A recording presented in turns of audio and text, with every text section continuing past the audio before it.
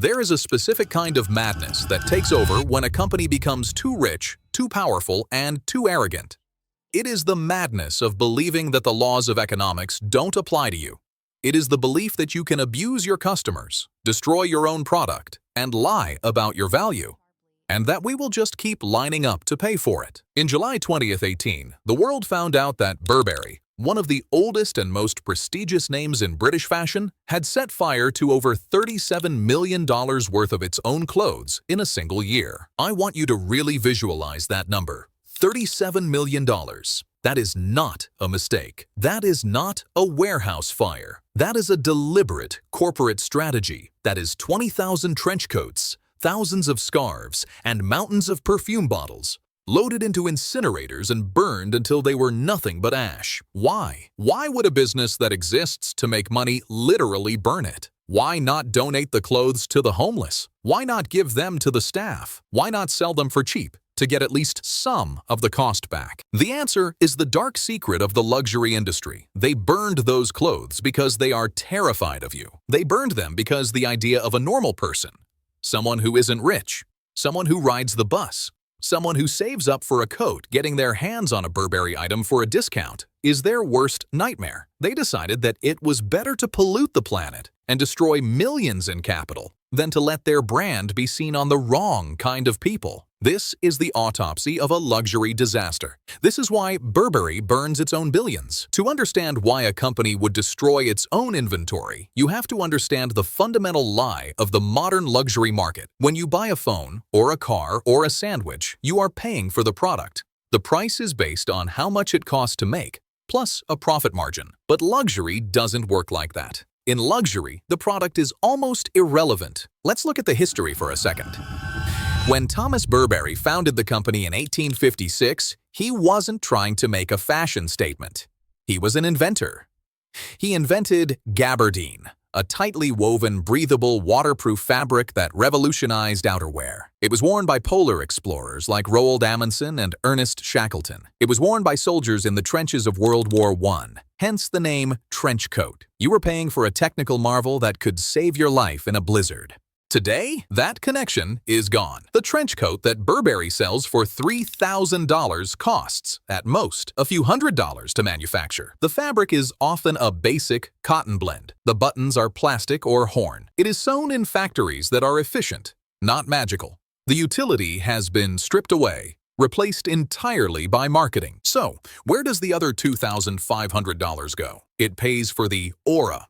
You are paying for the social signal. You are paying to prove to other people that you can afford to waste money. This creates a terrifying economic paradox known as Veblen goods. In the normal world, when the price of something goes up, people buy less of it. If Toyota raised the price of a Camry to $100,000, nobody would buy it. But in the luxury world, when the price goes up, demand often goes up. The high price is the feature. The fact that it is expensive is the only reason people want it. But this model is incredibly fragile. It relies entirely on scarcity. If everyone has it, nobody wants it. If the market is flooded with discounted Burberry coats, the aura vanishes. The rich investment banker will not pay $3,000 for a coat if he sees his intern wearing the same coat that he bought for $300. This is why Burberry started the fires. They overproduced. They got greedy. They made too many coats, hoping to sell them all to hit their quarterly targets. When they didn't sell, they were left with a choice. They could discount them and admit they aren't as exclusive as they claim, or they could destroy the evidence. They chose to destroy the evidence. They looked at a warehouse full of perfectly good clothes and decided that scarcity was more valuable than the product itself. But there is a deeper, more traumatic reason for Burberry's paranoia. Most luxury brands protect their image, but Burberry is haunted by a specific ghost from its past. To understand the fire, you have to go back to the early 2000s. If you were in the UK 20 years ago, you remember this. Burberry wasn't the uniform of the elite. It became the uniform of the working class. It became the symbol of Chav culture. The famous beige check pattern, the Nova check, was everywhere. But it wasn't on the runways of Paris. It was on baseball caps. It was on the collars of polo shirts worn by football hooligans. It was plastered all over tabloid celebrities. There is a famous photo of a soap opera actress, Daniela Westbrook, walking with a Burberry stroller, a Burberry bag, and a Burberry skirt, head to toe in the check. For a normal business, this would be a dream. People loved the logo. People were buying it. But for a luxury brand, this was a catastrophe. In the class-obsessed world of Britain, the upper class looked at the Chavs wearing Burberry and said, I'm not wearing that anymore. The baseball cap became the ultimate symbol of the brand's decline. It was so closely associated with antisocial behavior that pubs in England actually banned people wearing Burberry from entering. Imagine that, a brand that holds a royal warrant from the Queen, being banned from local bars because it was associated with fistfights and trouble. The brand became a national punchline. The sales collapsed because the wealthy customers, the ones who buy the $3,000 coats, abandoned the ship. They didn't want to be associated with the working class. Burberry spent the next 15 years frantically trying to scrub this image away. They hired a new CEO, Angela Ahrendts, and a new designer, Christopher Bailey. They immediately discontinued the baseball cap. They removed the check pattern from 90% of their products. They raised prices. They courted Hollywood celebrities like Emma Watson. They did everything humanly possible to tell the poor people, go away. We don't want you anymore. This trauma is why they burn the clothes. They are terrified, genuinely terrified, that if they discount their stock, the wrong people will start wearing it again, and they will lose their status all over again. The fire is a defense mechanism against their own popularity. But here is where the story gets darker.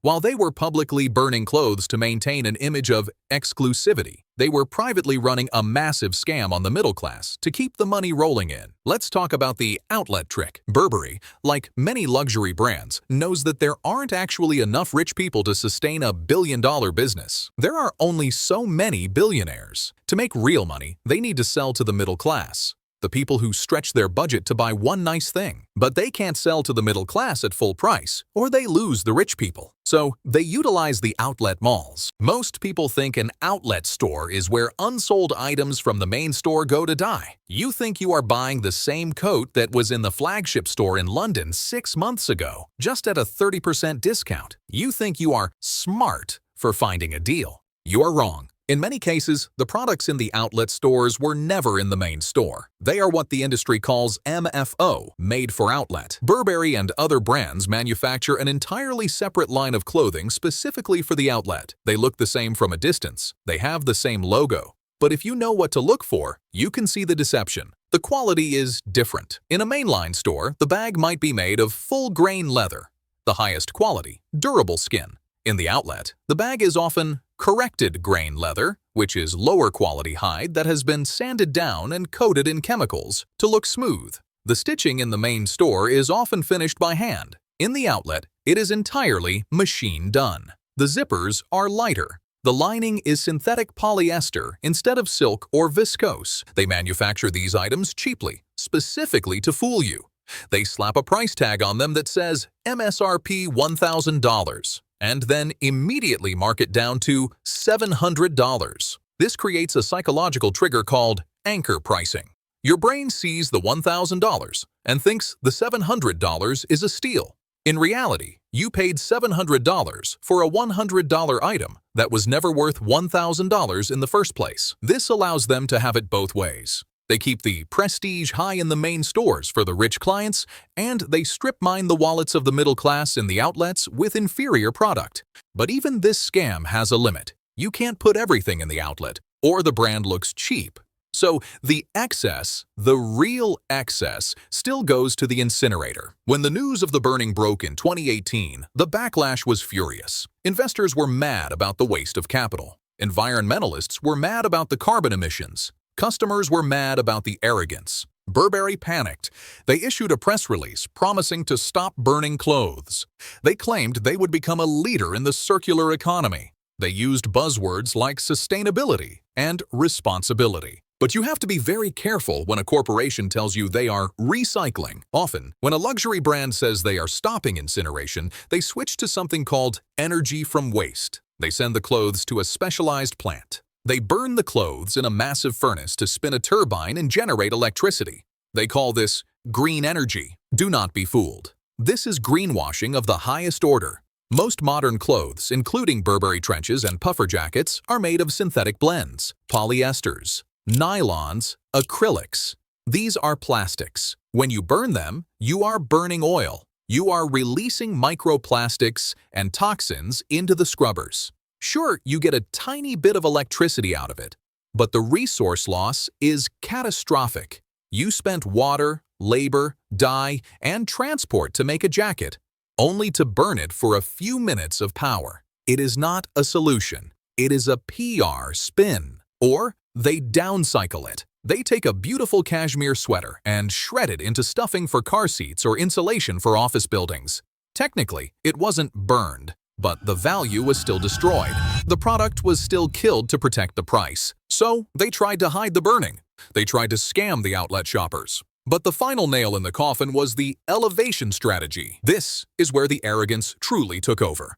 Around 2019, a new leadership team, led by CEO Marco Gobbetti, decided that Burberry wasn't making enough money. They looked at the profit margins of Hermes and Chanel and they got jealous. They decided that Burberry should no longer be a premium brand. It should be super luxury.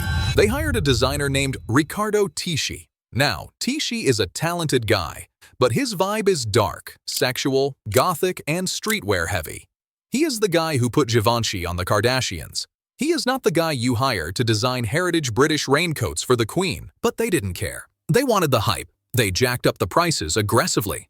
A standard coat went from $1,500 to $2,500, then to $3,000. They filled the stores with weird, edgy designs, shirts with holes in them, strange graphic prints, bright orange leather. They alienated everyone. The traditional Burberry customer, the lawyer in London, the doctor in New York, walked into the store, saw a $3,000 shirt that looked like a gothic costume, and walked right out. And the hypebeast kid, the one buying Balenciaga and Supreme, didn't want Burberry. To them, Burberry was still the brand their dad wore, so Burberry trapped themselves in the middle.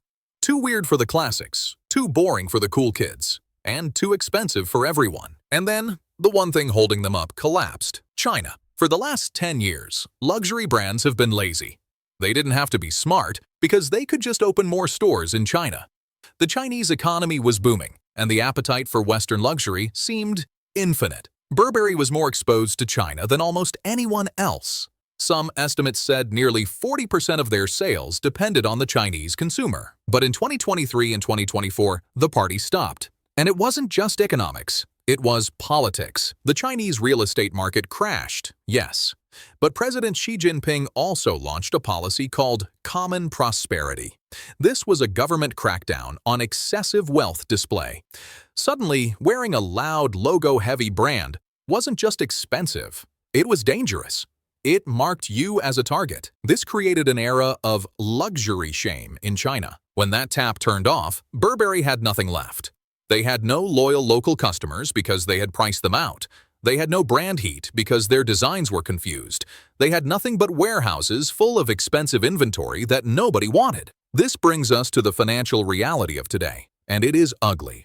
In 2024, Burberry's stock price didn't just dip, it fell off a cliff. It is down more than 50% in a year. In September 2024, the ultimate humiliation happened. Burberry was kicked out of the FTSE 100 index. For a British company, this is like being relegated from the Premier League.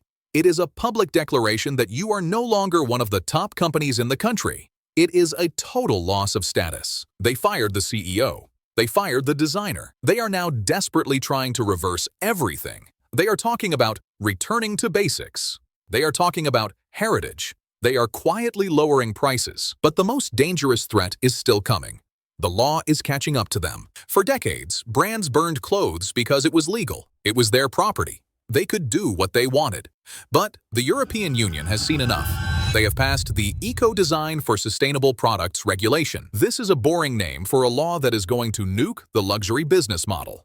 Starting around 2026, it will be explicitly illegal for large companies to destroy unsold textiles and footwear in the EU. But the law goes further. It introduces something called the Digital Product Passport, or DPP. In the near future, every luxury item sold in Europe will need a digital ID, likely a QR code or an NFC chip that tracks its entire life cycle. It will track where the cotton came from, who stitched it, and crucially, what happened to it if it wasn't sold. This means total transparency. Brands will no longer be able to hide the fact that they incinerated 20,000 coats.